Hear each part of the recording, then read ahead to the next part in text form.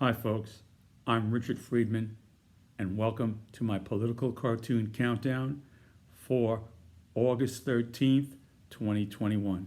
Friday the 13th, lucky day folks. So keep smiling and keep doing the best you can, hang in there. And every week or so we get together and I present to you the top countdown cartoons from Twitter in terms of impressions, number of impressions on Twitter. At my site, Bronx Cartoonist at RJF Cartoons. You can see all my current cartoons there. And we go through, like Casey, I always say, like Casey Kasem back in New York City, used to do the top 40. Well, today we got the top 3 of the week. And I'm going to start that in a couple of minutes. Before we get to that, also want to tell you about my website, which is Richard's, no apostrophe S and no spaces, Richard's Books of Political Cartoons.com, where you can find my newest book for 2021, Richard Friedman's 2021 Greatest Political Cartoons. The greatest book of political cartoons, 2021 Greatest Book of Political Cartoons. And there you see the link you can hook up, and or if you don't want to purchase it, just go back to Twitter and look at all my current cartoons. And you could also, there's a link there that you could purchase it from the link on my website. And so with that said, I'd like to just go take a flashback from, this is a cartoon I picked out from August 14th, 2019, 2 years ago. And this is from my book then, The Greatest 2019 Book of Political Cartoons on Issues of the Donald J. Trump Presidency, from edition 2, July through December. That's also available on my website along with my other books. My newest book is my 5th book, and it goes through the events, again, from January through, including everything that took place there, the Capitol and everything, all that stuff. Well, it goes through, it highlights everything, and it gives you insight, and it's nothing to, it's not a comic book, but it's a way, I'll obviously say, like giving you a teaspoon of sugar makes the medicine go down. Well, my books are like a teaspoon of sugar, along with the things that happened, the events, and then you decide. So just have a good laugh. I think everybody, I think even Republicans or anybody laughing at my book, if it was translated in different languages, I think the whole world would be laughing at my books, even on every side of the coin, on both sides of the coin. And I really think that. And so anyway, just to give you an example, I gave a girl a gift of my first book, and her father was a very strong supporter of then President Donald Trump. And he read the book, and he liked the book, and he said it was very funny. And so there you have it. So I try to be, the number one thing is the teaspoon of sugar along with the facts and the teaspoon of sugar. That's number one and number one. Okay, so here is this was the book again from that period of time, with the White House in the background. Okay, and here is the cartoon from August 14th, 2019, titled The Trump Who Saved Christmas Story. August 14th, 2019. Trump administration announces it is delaying new tariffs on Chinese goods like cell phones, laptops, video game consoles, toys, etc., until the end of the year, before the Christmas, Anyway, inspiring below, the Trump Who Saved Christmas Story. Once upon a time in America, a fantastic president named Donald J. Trump, who determined to keep the cost of Santa's toys from rising right before Christmas, assured Santa that China would pay all the tariff costs on his imported toys from that country. But all of a sudden, Trump's heart began to ache for all the poor children in America who might not get their Christmas toys on time. And this president called a temporary ceasefire on the trade war with China, saying loudly, "We are doing this for the Christmas season." Thinking all the time, this is my last Christmas season before the November 2020 presidential election. You take it. And that's the Trump Christmas story, folks. Yeah, it was. Okay. Wait, now, what I'm going to do right now is something that have never done before. And I got thinking that how cartoonists have been doing this for hundreds of years. They're being cartoonists. And I picked out one that, just to give you an idea of the cartoons from way back and how they were. You see, this is a book titled "American Presidency in Political Cartooning." I didn't do this. This is a book I took out from the library, you know. So, and this is an interesting thing I came across here. Now here you have, the title of this is "An Available Candidate, the One Qualification for a Whig Presidency." Back then, you had the Whig Party was one of the dominant parties, okay? I think they came before. I think the Whig Party, now I'm not sure about this, but I think the Whig Party might have evolved into the Republican Party. I'm not sure. So, but I think that's the way it went. So here's Zachary Taylor, and he ran in 1848 for the presidency. Now, why the skeleton's there? Because he got an available candidate, the one qualification for a Whig president. Okay? So this was the opposing, there might have been the Democrat, back then I believe also, there were the Democrat Republicans and there were the Whigs. And those were the two parties. So I would think that the Democrat Republicans became the Democrats and the Whigs became the Republicans. That's my gut assumption. I could be wrong. But anyway, this was, now you're seeing this cartoon here. Now look at that. You don't know, I mean, there's no caption, there's no date. This is somebody who really wanted to convey a message. But today, or over 100 years since then, and you have to research it to find out what this cartoon was about. And what this cartoon was about was the fact that Zachary Taylor, the man who the Whigs put up for the presidency, they picked him because, number one, he had no position on the slave issue, the freeing the slaves. And the other candidates were gung-ho to free the slaves, and they wanted no controversy, and Zachary Taylor was a war hero.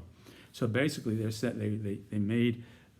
called him the fact is his only qualification was that he killed people in war, and that's basically it. Whig nominee in 1848 because he was the party's most available candidate. As the election rapidly approached, Whig leaders desperate for a political victory narrowed the field to three likely prospects. But as Clay and Webster held both strong anti-slavery views, their presidential appeal was hardly universal. Realizing that they needed a man who could satisfy both northern and southern voters, the Whigs deemed a military man the most promising choice, and that was Zachary Taylor. And he was a war hero. First and foremost, he was a war hero, and his victory at the Buena Vista had been a decisive battle in the recent Mexican War and earned him the popular nickname Old Rough and Ready. So they used to call him Old Rough and Ready because they're always ready for a fight. And so the opposing party did this to say that that's all his qualification was, that he killed people in battle. But looking from this cartoon, you wouldn't know it, because there's no date, but I'm sure that was a very, very strong cartoon back then, 1848, political cartoon. There's Zachary Taylor with a sword. You see, there he is with his sword and his military uniform.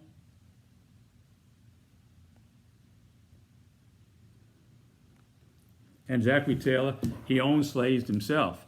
So there you have it.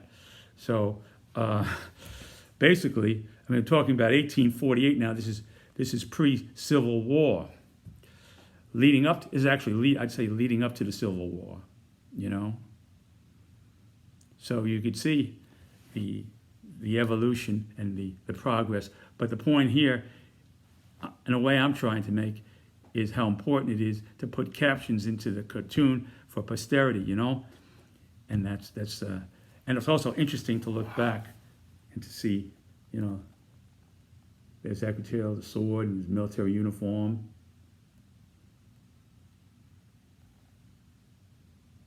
He ran in 1848, nominated by the Whig Party. Okay, so that's a little thing there. Now, also, I want to show you the cover of my this is the cover of my greatest 2021 book of political cartoons, edition 1, January through June.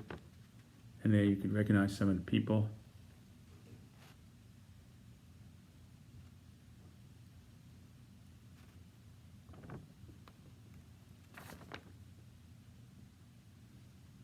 Here's, each week I'd like to pick out different, here's Marjorie Taylor Greene with a Trump t-shirt on, next to Gates. Marjorie Taylor Greene sitting next to Gates, and Representative Gates. And then I'd like to try to point out different people. Here's the Pillow Man, who's been in the news a lot with his pillow.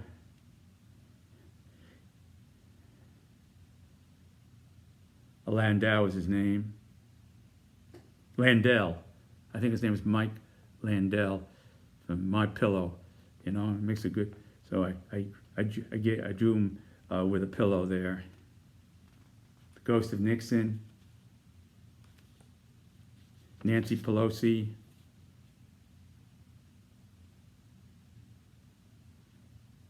Chuck Schumer. There's Chuck Schumer. There's Chuck Schumer. Senate Majority Leader.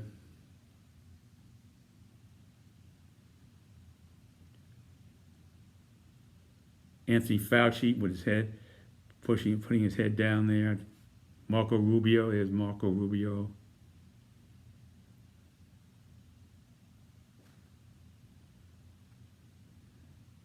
Bernie Sanders.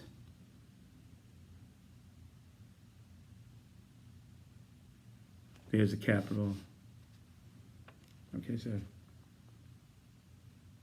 that's the cover of my latest book. Okay, now let's get to the countdown. Yeah, this cartoon I just did a while ago, so it's really kind of hasn't risen up, so this is where it is right now. We're doing the top 3 cartoons leading up to number 1 of the week. So this, here we have, here's Rudy Giuliani, and what this is a cartoon basically that kind of says that perhaps, it doesn't say that Rudy Giuliani did this, but he could have, based upon the scenario that I'm going to read to you here. It wouldn't be out of line to suggest that he might have done this video, but he didn't do this video. I did the video. Okay, so here we have the satellite. This is about the Italy Gate, where it was said that one of the theories, the conspiracy theories, why Trump, of a fraud in the election 2020, in the election of 2020, why Trump was deprived of his victory, was because what happened here is that all the 5 key states where former President Trump lost in, all the votes there that were going to give former President Trump the majority in victory were changed for Joe Biden. And how they say it happened was that basically they used the internet, and all the five states took their voting results and uploaded uploaded it all to Germany. It was uploaded on servers and went to servers in Germany, and from Germany it was downloaded into the U.S. Embassy in Rome, Italy. And there they're saying that the Italian military, they got the people there at the U.S. Embassy got a hold of some Italian military equipment and satellites, and basically they used these satellites, and they changed the votes there at this embassy. This is where it was done. Once it was there, it was changed at the U.S. Embassy in Rome, and then the next step was to get this information into satellites, Italian satellites that were flown over the United States, and then they dropped their beams. This was the beams that went to all the states to switch the votes. So they communicated the data to switch the votes that was switched in Rome, and the data was communicated back to those states but via Italian satellites. And that was known as Italygate, conspiracy theory. And here it is. So I drew a thing here where Rudy Giuliani, who was former President Trump's personal attorney and a very strong ally of the former president, and I'm just going to read it real quickly. Rudy Giuliani, former president, personal attorney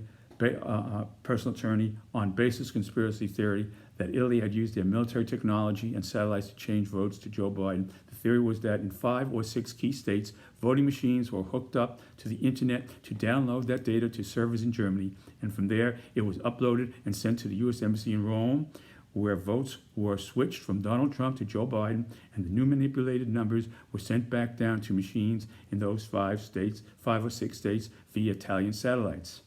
And this is given basically under the scenario that the inspiration to depict this cartoon was from the following thing that happened for real. That given White House Chief of Staff Mark Meadows under Trump, and the White House Chief of Staff under former President Trump, Mark Meadows, sought to have Acting Attorney General Jeff Rosen, who had taken over after Barr left. He was an Attorney General after Barr left, and Barr incidentally had turned down the fact that there was anything that could have changed the election, any fraud that might have changed the election. So subsequent to that, Barr was headed out the door, and he had left then, and Rosen was there in his maiden days of Attorney General, So given White House Chief of Staff Mark Meadows sought to have Acting Attorney General Jeff Rosen arrange an FBI meeting with a Giuliani ally, pushing this unfounded Italian conspiracy theory. So the thing here is Mark Meadows tried to get the Attorney General to meet with an ally of Rudy Giuliani, who was pushing this theory here that I just showed you. On the basis of that, anything is possible. So what I'm saying here is that this is not impossible, but it did not happen that Rudy Giuliani came out with this video with this. But I'm saying reportedly under that, anything is possible. So I took one of the possibilities, and here it is. Here's a satellite coming in from Italy over the United States. See? There's a satellite beaming down on all the 5 key states. Now, I don't know if you can see it. Here's Arizona. It's going to Arizona. And then you have it going here into Georgia. There goes the beam into Georgia. There goes the false information. The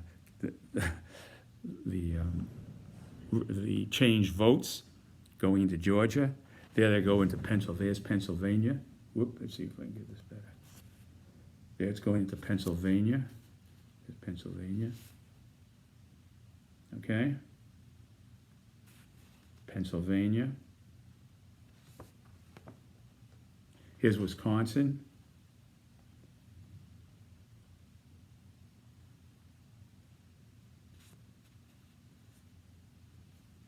Wisconsin.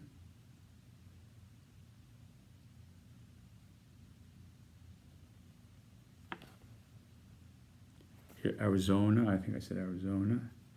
And you have Georgia here. Georgia. Pennsylvania. Here's Michigan. Here's Michigan.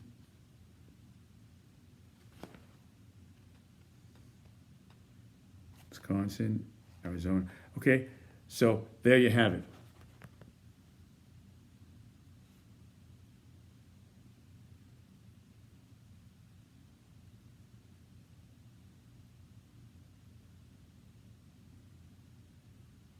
There it goes.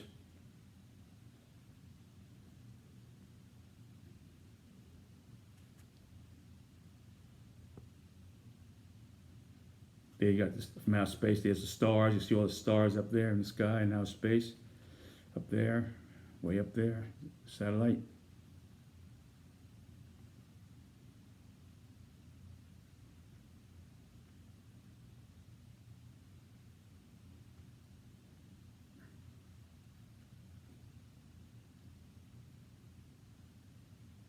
Okay, now here is Rudy Giuliani.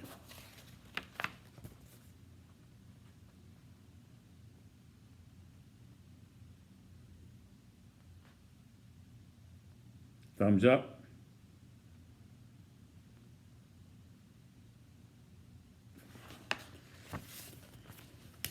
Here is the videotape evidence of voter fraud in 5 key states. So he's pointing out the 5 key states where there was voter fraud. He's pointing that out. Like doing a weather report, you know. Giuliani doing a weather report here, you know. You know. We got a high pressure coming in from Italy, a lot of high pressure coming in from Italy, you know, to change the election. A lot of high pressure system, you know.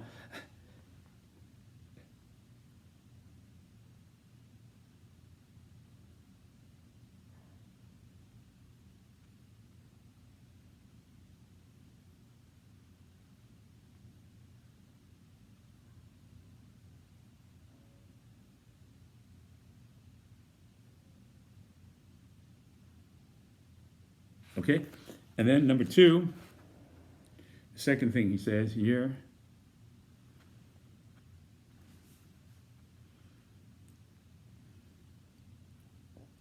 I'll let you maybe read that.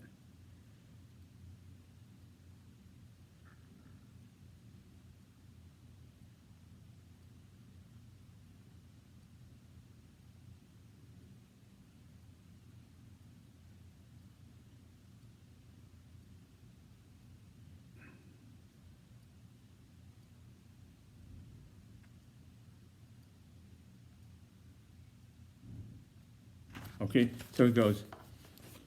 If people want to say this is not evidence of Italian satellites, they can say it, but it is not true. My thanks to the Hayden Planetarium.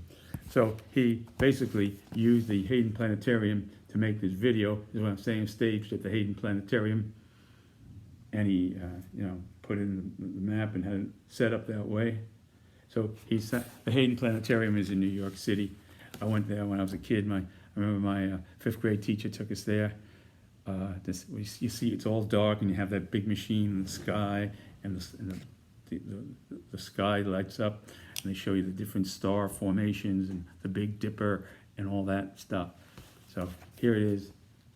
There it is, with adapted. The Hayden Planetarium adopted for this demonstration to support Italygate, the conspiracy theory Italygate. And there it is. The satellite, the beams coming down to the different states.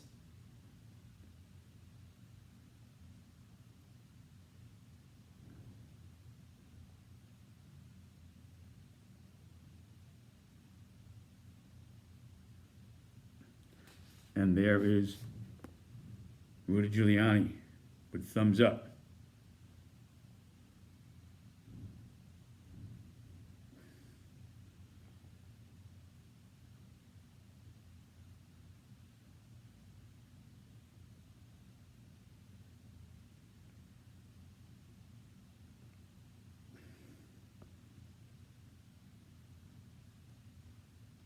Okay.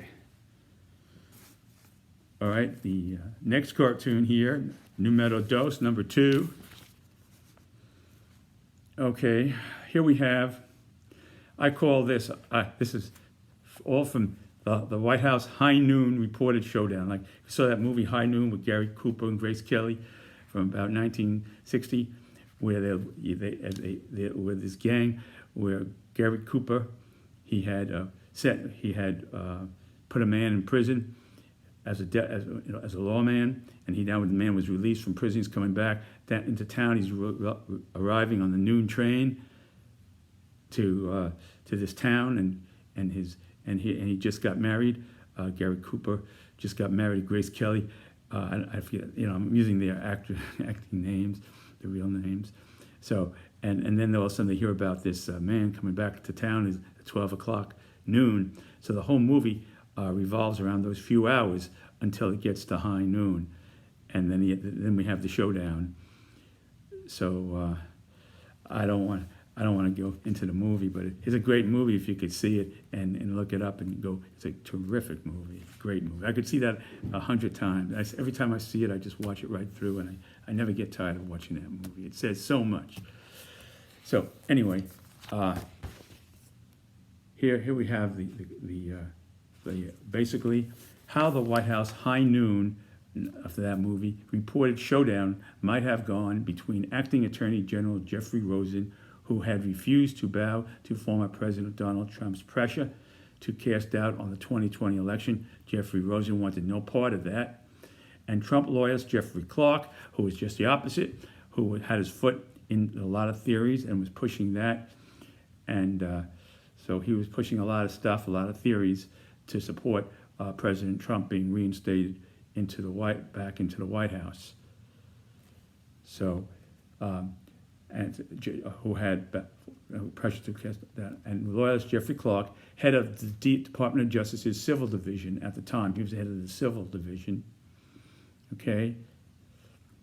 And given Clark, he was an environmental lawyer. That's what Clark had been. He had been an environmental lawyer, I think, in private practice, and he got a place in the civil, head of the Civil Division. He was appointed by former President Trump. Picked him out, So anyway, I'm sure he was convinced of his loyalty at the time. Given Clark reportedly had been calling for a probe into alleged voter fraud in Georgia that was based on unfounded theories. The example is, this is another unfounded theory, China may have used vote hacking digital thermometers. Now he's talking about vote hacking digital thermometers that really were masquerading as thermometers, but they really were there to switch votes. Okay, they were digitalized to switch votes, to change election results in voting machines that were tallying the votes. That's what they were really there for, and it was sort of a masquerade, sending them over here as thermometers.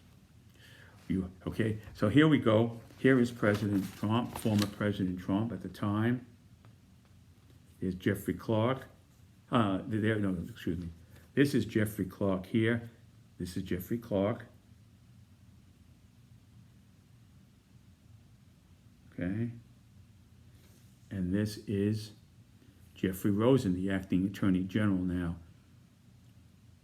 who stood up to Trump and is now about to stand up to Trump again in this conversation that they had. Now this is a fact, not a fact, but reported from a reliable source. Let's just say reported from a reliable source, the New York Times, basically that they had a showdown conversation with former President Trump to see who was going to take the reins of the Justice Department.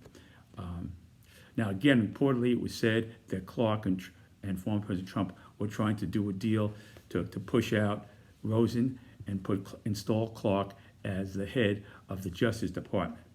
You know, he would make a better replacement for Barr. You could argue he'd make a better replacement for Barr before Barr turned on Trump than Rosen would make.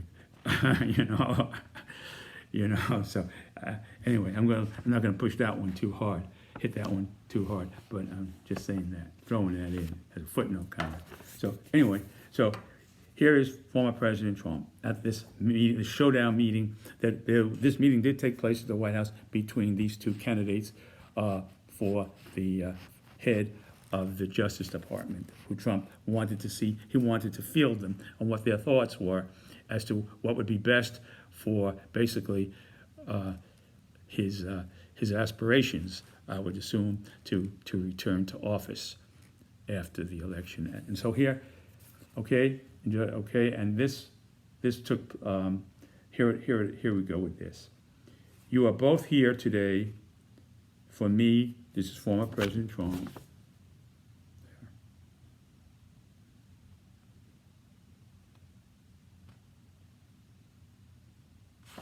You are both here today for me to decide who can best lead justice through this greatest fraud in our history. So, former President Trump has called this the greatest American fraud, the greatest fraud in American history this past 2020 election. He has characterized it as that. And here is Jeffrey Clark, a loyalist to former President, this is to then President Trump. Okay, we'll say to then President Trump. And he's saying, Clark is saying,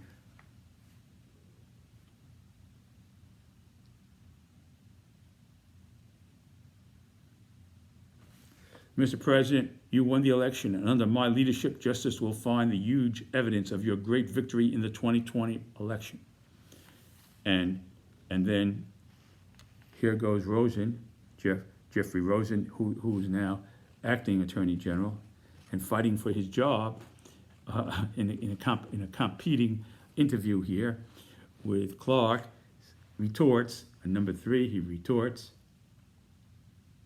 There goes Rosen. If you oust me in favor of Clark here, Mr. President, you will have a Nixon-like massacre of resignations.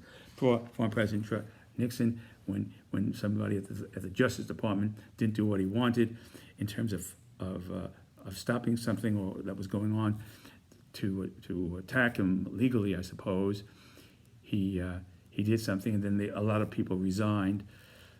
You can look that up in the history books. Okay, that was called the Nixon Massacre, Saturday Night Massacre. When I remember I was driving my cab on Sunday morning, and I heard about that as I was driving my cab. They called it the Saturday Night Massacre, and I can't recall the names that well.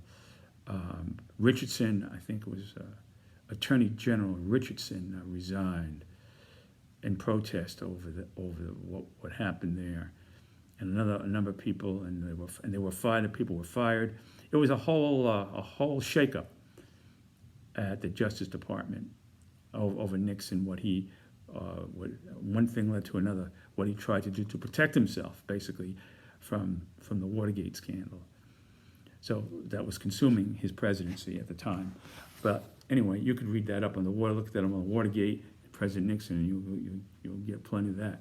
So if you ask me in favor of Clark here, Mr. President, you will have a Nixon-like massacre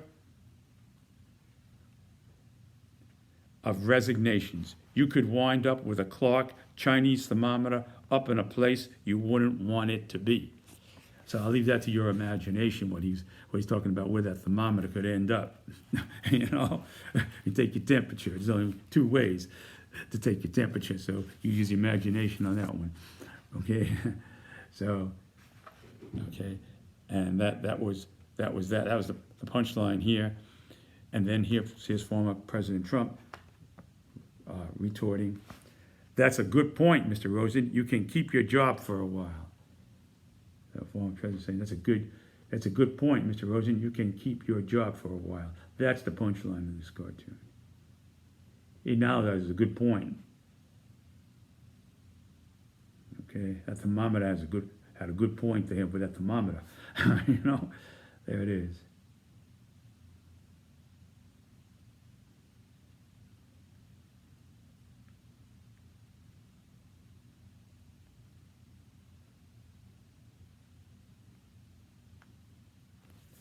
Okay, so here we had Jeffrey Clark, Jeffrey Rosen, who wound up keeping his job for the time being. There's George Washington taking this all in the background on top of the fireplace there.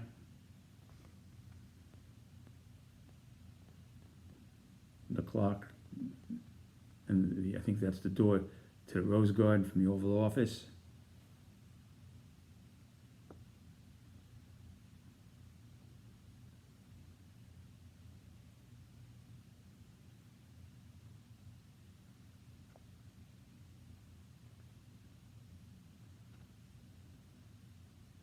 Washington don't look too happy about what's going on here.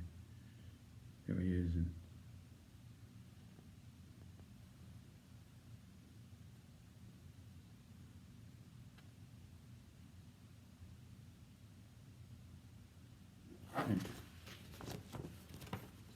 Okay, now we get to numero uno de la semana, number one of the week. I never thought this would be it, but it is. Here we have Barr himself. Some guy wrote a book about Barr called Hatchet Man, and Barr wrote a book called Betrayal. So Barr's book was called Betrayal, and a man who wrote a book about Barr was called Hatchet Man, you know. So anyway, Hatchet Man is a guy who does the dirty work, gets rid of the people, you know, and he gets himself, he has the hatchet, takes care of the business there. But every guy, how you doing? There goes and the Hatchet Man is the man who executes the will of the boss. Okay, that's what it basically comes down to. Which is what Barr essentially did for a long time. So anyway, here we got here. This cartoon. Here's Barr leaving the Justice Department. This is the last time he stepped out for the last time leaving the Justice Department. This was on the 23rd of December 2020. The last time he leaves his thoughts as he left the Justice Department. The Justice Department is in the background here. And here he goes. And this is his last thoughts on the way out.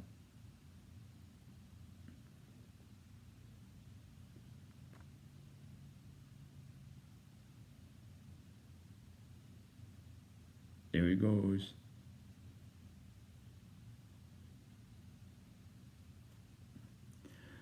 Okay. Attorney General William Barr's last thoughts as he departs Justice Department on his final day under the Trump administration on December 23rd, 2020. Given the former president had characterized Barr as a man of unbelievable credibility and courage. President Trump, at the time when Barr was playing by the rules, called him a man of unbelievable credibility and courage. And after Barr publicly acknowledged the Justice Department had found no evidence of widespread fraud that would have changed the election results, Barr was denounced by Trump, claiming Barr failed to investigate election fraud and really let down the American people. He really let those American people down. And given the Trump White House began to privately pressure Jeffrey Rosen to look at allegations of voter fraud just before Rosen was about to step in as acting head of the Justice Department. So they got a head start. This is like Head Start, you know. You can't call it a Head Start, but this was a Head Start program of former President Trump to start pressuring Jeffrey Rosen before he got to the Justice Department. He was at the Justice Department, but before he became the head of the Justice Department. So he got it. This was a Head Start program of former President Trump to put the pressure on from the get-go before he got into the hot seat of being the head of the Justice Department. Head Start program. Okay, here again is Barr leaving the Justice Department. And he's thinking, I hope President Trump will view my resignation letter as a testament to my loyalty to him, at least until my book is released. His book was called Betrayal.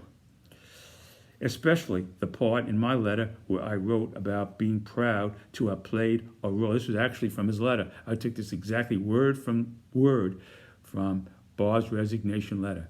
This is an excerpt, okay? Especially the part in my letter where I wrote about being proud to have played a role in the many successes and unprecedented achievements he had delivered for the American people. Well, that's true. Bob played a big role here, you know. He played a big role in supporting President Trump's conspiracy theories.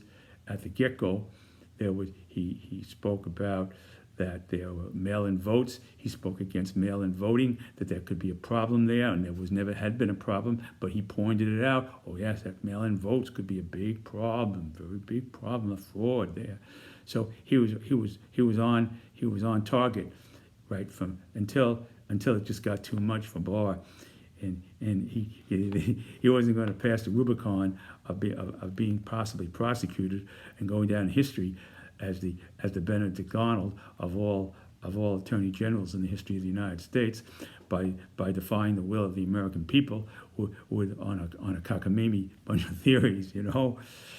I mean, the only thing they didn't say was that they thought maybe make up another theory, a Superman theory, that Superman from another planet had come to Earth and changed the votes, you know, because they wanted the Earth, they wanted basically for some reason, you know, they wanted to destroy, they wanted Biden to win because Trump was on the verge of destroying the Earth with a global climate change, you see, and so these Arab people felt that why should we have to invade Earth and destroy and take over Earth when people can get rid of themselves? Let them get rid of themselves. So let's or something. Well, they would work the opposite. Actually, it would be the opposite they'd be for Biden. You see, so they would have been for Trump doing that had they been for Trump. So it's not really an analogy there, but some outer cosmic force, let's say, had decided that they wanted Trump to be reelected president, and they came here from another planet, you know. Because the other way around, the way I was saying it, they would have wanted Trump to win because they get rid of the planet. So, okay. So I want to thank you. See, they're very about masks, you know. So I got to put on my mask when I leave here for sure. So anyway, folks, I want to thank you very much for watching my political cartoon countdown for today, and I look forward to seeing you again soon. And you just stay well and if you haven't gotten the shots, get those shots, and try to keep wearing your mask. I got mine right here, and I'm wearing it whenever I come into contact with a bunch of people. And so you take care, folks, and I'll see you again.